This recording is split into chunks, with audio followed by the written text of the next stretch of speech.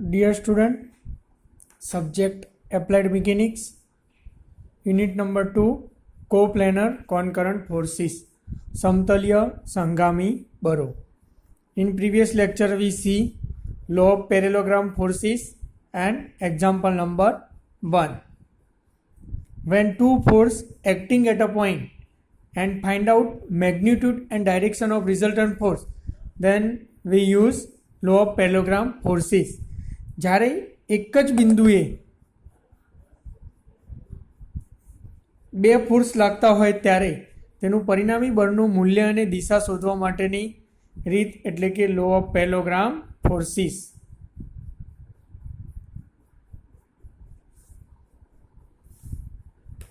In this example number 2, determine the resultant of two concurrent forces 100 kilonewton compressive, 80 kilonewton tensile acting at a point. Angle between the forces 60. Also find angle made by resultant with 80 kilonewton force. તો અહીંયા રકમની અંદર તમને આપેલું છે કે બે force છે કોન્કરન્ટ એટલે કે એક જ બિંદુએ લાગતા, 100 કિલોન્યુટન કોમ્પ્રેસિવ, 80 કિલોન્યુટન ટેન્સાઇલ. તો કોઈ એક બિંદુ આપણે લઈ લઈએ અહીંયા. તો તમને કીધું છે કે 100 કિલોન્યુટન કોમ્પ્રેસિવ અને 80 કિલોન્યુટન ટેન્સાઇલ. તો અહીંયાથી તમે જોઈ શકો તાણ બળ અને આ દાબ બળ આપે છે. બંને વચ્ચેનો એંગલ છે 60. હવે આ પોઈન્ટથી આપણે આગળ વધશું. આ તમારું 100 ન્યૂટનનું ફોર્સ ક્યાં વધ્યો આગળ, તો 100 કિલો ન્યૂટન. આ તમારું છે 80 કિલો ન્યૂટન. આ એંગલ 60 હતો માટે આ એંગલ કેટલો થશે 120. હવે આપણે લો ઓફ પેરેલોગ્રામ બનાવી દઈશું. સમાંતર બાજુ ચતુષ્કોણ, આ તમારો વિકર્ણ થશે આર. તો અહીંયા તમને રકમની અંદર ગીવન ડેટા, જે રકમ છે એના પરથી આપેલી વિગત, તો ગીવન ડેટા આપેલી વિગત. તો અહીંયા તમને આપ્યો છે પી બરાબર 100 કિલો ન્યૂટન, ક્યુ બરાબર 80 કિલો ન્યૂટન. આપણે થિયરીની અંદર જોઈ ગયા કે theta is equal to angle between two force, એટલે કે બે બળો વચ્ચેનો ખૂણો, એટલે કે થીટા બરાબર 120 ડિગ્રી. અહીંયા શોધવાનું કીધું છે determine resultant of two concurrent forces, એટલે કે પરિણામી બળનું મૂલ્ય, એટલે કે આર બરાબર શોધવાનું છે. આપણે ક્વેશ્ચન માર્ક કર્યો અને આલ્ફા પણ શોધવો પડશે. તો આપણને 80 કિલો ન્યૂટનનો પરિણામી બળ સાથેનો એંગલ મળશે. હવે આપણે થિયરીની અંદર જોઈ ગયા કે જ્યારે કોઈ એક બિંદુએ બે બળો લાગતા હોય તો એનું પરિણામી બળ શોધવા માટેની રીત એટલે કે લો ઓફ પેરેલોગ્રામ ફોર્સિસ, એટલે કે સમાંતર બાજુ ચતુષ્કોણનો નિયમ. તો એની ફોર્મ્યુલા છે આર બરાબર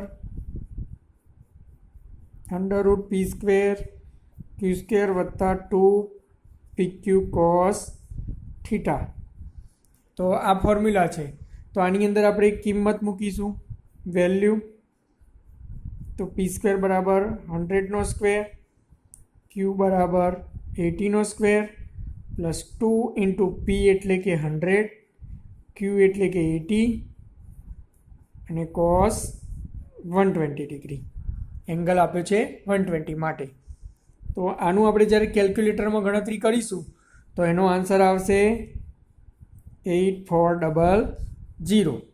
તો આનું જ્યારે આપણે અંડરરૂટ કરીશું એટલે તમારો આન્સર મળશે 91.65 કિલો ન્યૂટન. તો આપણને આર મળી ગયો.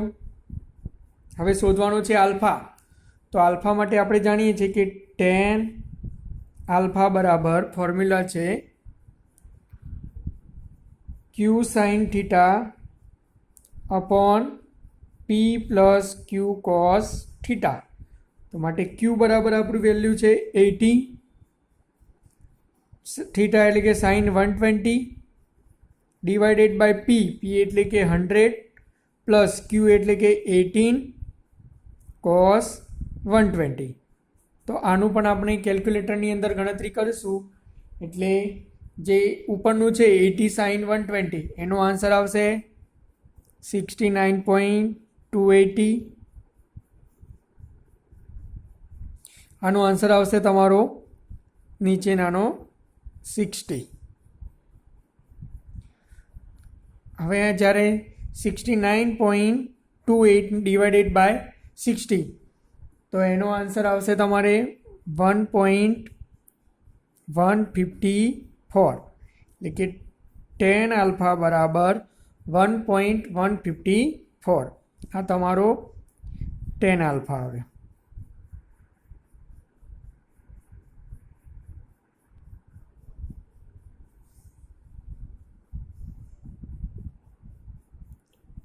tan આલ્ફા બરાબર 1.154. તો આપણે અહીંયા આલ્ફા ફાઇન્ડ કરવાનો છે.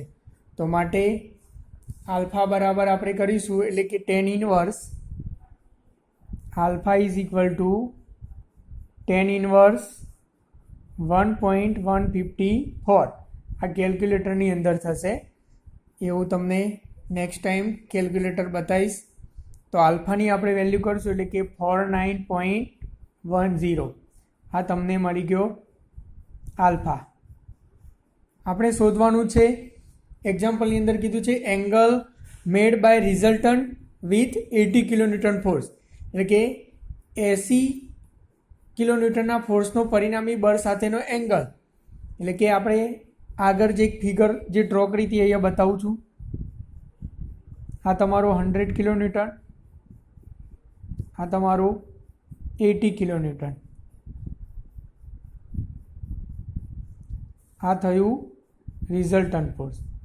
આ બંને વચ્ચેનો એંગલ છે આપણો 120 અને આ મળ્યો તમારો 49.10.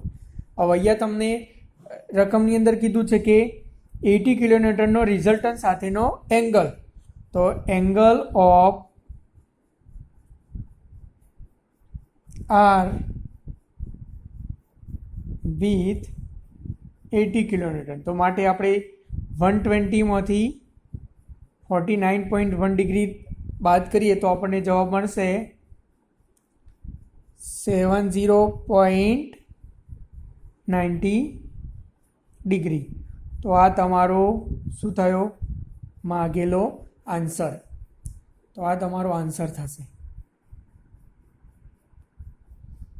Example number 3. આની અંદર તમને રકમ આપેલી છે કે 2 force 100 kilonewton each acting at angle 45 between them. Find out magnitude and direction of the resultant. તો આની અંદર તમને કીધું છે કે 100 કિલોન્યુટનનું 100 કિલોન્યુટન ઈચ, એટલે કે 100 કિલોન્યુટનનું એક એવા બે બળો એકબીજા સાથે પરસ્પર 45 ડિગ્રીએ લાગે છે. તો પરિણામી બળનું મૂલ્ય અને દિશા શોધો. તો અહીંયા તમને આપણે ફિગર ડ્રો કરીશું. 2 ફોર્સ એકબીજા સાથે કેટલાના એંગલે લાગે છે? 45ના એંગલે લાગે છે.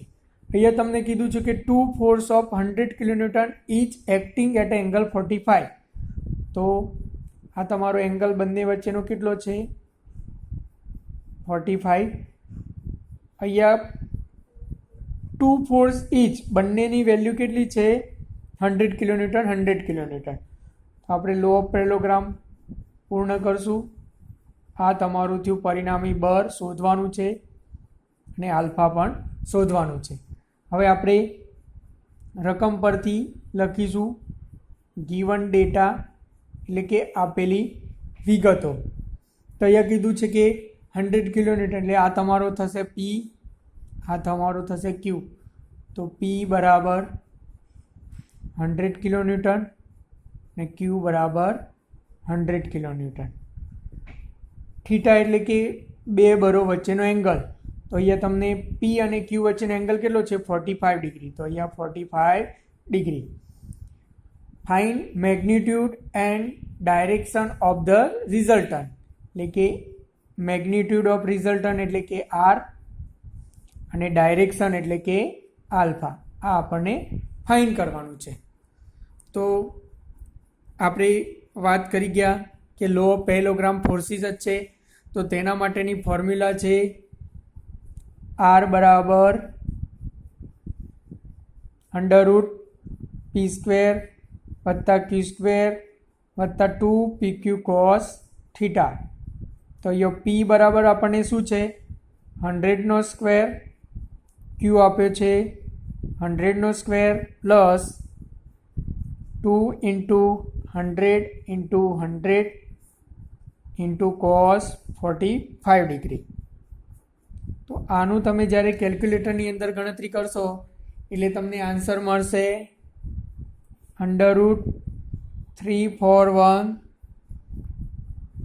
42.13.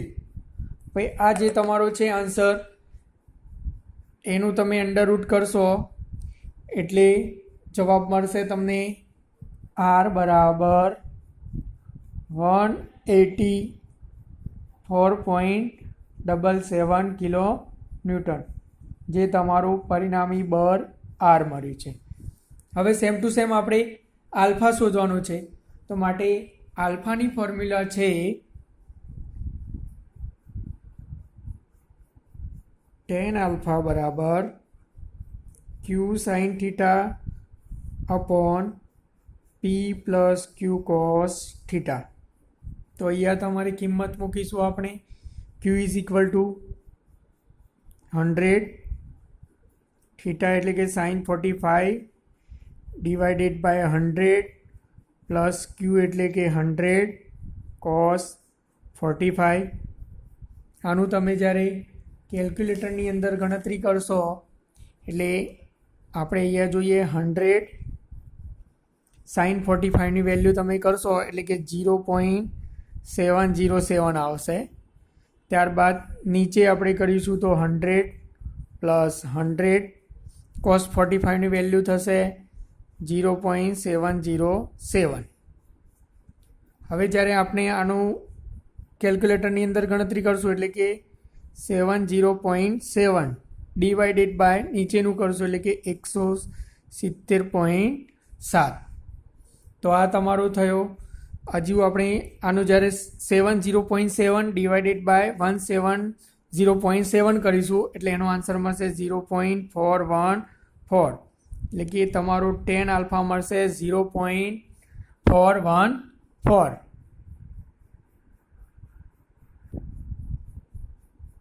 તો આપણું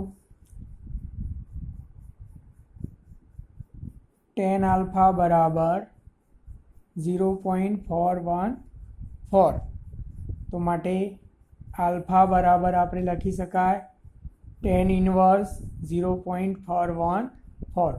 તો કેલ્ક્યુલેટરની અંદર જ્યારે tan ઇન્વર્સ કરીશું તો ત્યારે આપણને આન્સર મળશે 22.49 ડિગ્રી. તો તમને આલ્ફા મળી ગયો 22.49 ડિગ્રી. તો જ્યારે આપણે એક જ બિંદુએ બે ફોર્સ લાગતા હોય એક જ પ્રકારના અને એનું પરિણામી બળ શોધવાનું કે તો આપણે law of parallelogram force use કરીશું. અહીંયા અગેન હું રિપીટ કરું છું ફોર્મ્યુલા કે R is equal to under root P square Q square વત્તા 2pq cos થીટા. આ ફોર્મ્યુલાનો યુઝ કરીશું. અને જ્યારે ડાયરેક્શન કીધું હોય ત્યારે tan આલ્ફા બરાબર ક્યુ સાઇન થીટા અપોન પી પ્લસ ક્યુ કોસ થીટા યુઝ કરીશું. આની અંદર પી અને ક્યુ બંને ફોર્સ થશે. અહીંયા જે તમને કીધું છે કે તો પી અને ક્યુ તો 2 ફોર્સિસ, બે બરો. જ્યારે theta is equal to angle between force P and Q અને આર એટલે કે રિઝલ્ટન્ટ ફોર્સ પરિણામી બળ. આલ્ફા એટલે કે પરિણામી બળ અને ફોર્સ પી વચ્ચેનો એંગલ. તો અહીંયા P and Q two forces થશે. R is equal to resultant force એટલે કે પરિણામી બળ. Theta is equal to angle between force P and Q, અને alpha is equal to angle between force P and resultant R. તો આપણે આ બંને ફોર્મ્યુલા પરથી એક્ઝામ્પલ અત્યારે જોઈ રહ્યા છીએ. મેં તમને આ રિપીટ કરી ફોર્મ્યુલા. તો આ બે ફોર્મ્યુલા તમારે યાદ રાખવાની છે એક્ઝામ્પલ માટે. આ જ એક ફોર્મ્યુલાનો યુઝ કરીને આપણે નેક્સ્ટ ટાઈમ